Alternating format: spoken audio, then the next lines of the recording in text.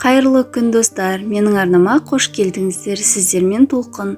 Мен бүгін сіздермен өте оңай пирогтың жасалу жолымен бөлісемін. Бұл шабдалдан жасалатын пирог. Дәмі өте керемет және көп уақытыңызды да алмайды.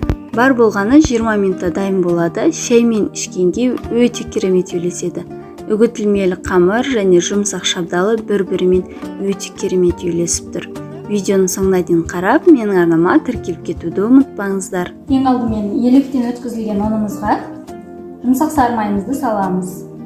Бір жұмыртқа саламыз, қаймақ саламыз, бір ас қасықтай, 2 ас қасық қант саламыз. Қолымызбен жұмсақ қамыр егеміз.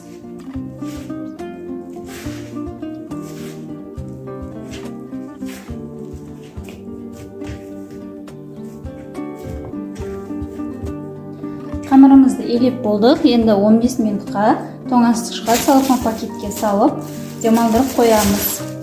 Қамырымыз демалып жатқанда салмасын дайындайтын боламыз. Енді ортасын ашып, айтарыз етіп, жартылай дөңгелек етіп турап шығамын. Жіңішке тураймыз. Бұл менің папамның бақшасының шабдалылары. Немерелер жесін деп алып кеткен. Енді осындан балаларға пирог жасаймыз. Сүйегін алып тастаймын. Жіңішке етіп, барлығын турай береміз. Дәмі өте керемет, дәмді, жұмсақ болып пісіпті.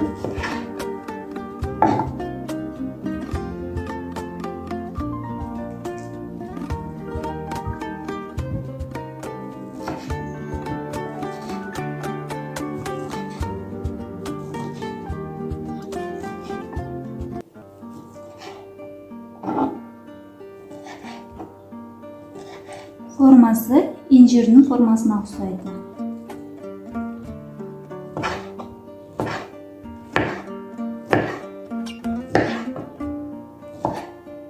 Осылай барлығын турап шығатын боламыз.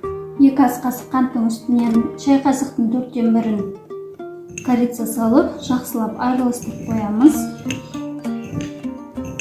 Қамырымыздың үстінен кішкене ұн сеуіп, пергамент қағаздың үстінде жаямыз. Жұқа етіп жаю керек.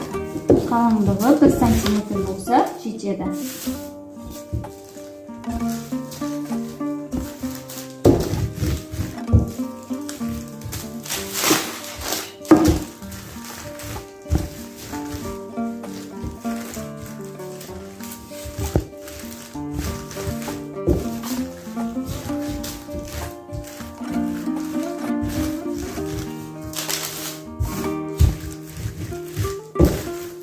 Қамырымызды дөңгелек етіп жайып алдым. Енді үстінен 1 ас қасық крахмал сеуіп, барлық жеріне жағып шығатын боламыз.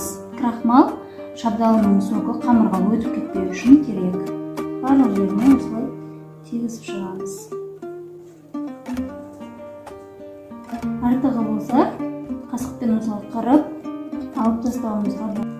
Енді шабдалының барлығын шетіне жеткізбей, осылай қойып шығамыз.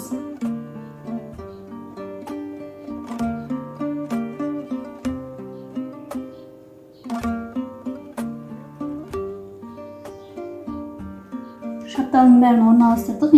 Енді бетінен қант пен корицамызды сеуіп шығамыз.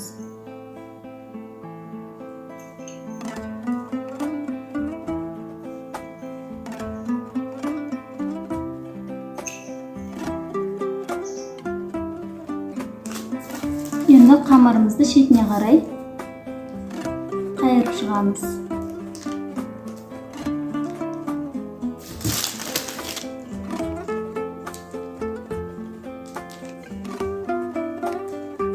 Бұлай узор жасамай-ақ қана қайырып қоюға да болады. Бірақ осылай жасаса кішкене көрінісі әдемі болып шығады.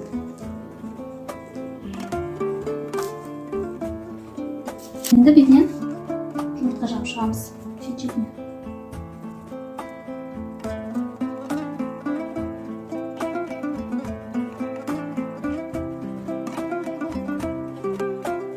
қалауыңыз бойынша шет-шетіне күншік сеуге болады.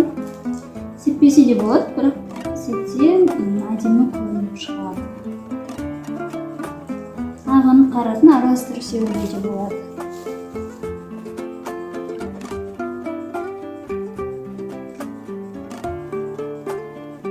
Алдын ала қыздырылған пеште 180 градуста қызарғанша пісіріп аламыз, яғни 30-35 минутта қызарып пісіп шығады. Пештен алдық, енді қалауыңыз бойынша бетіне қант ұнтағын сеуіп, дастарханға ұсына берсек болады.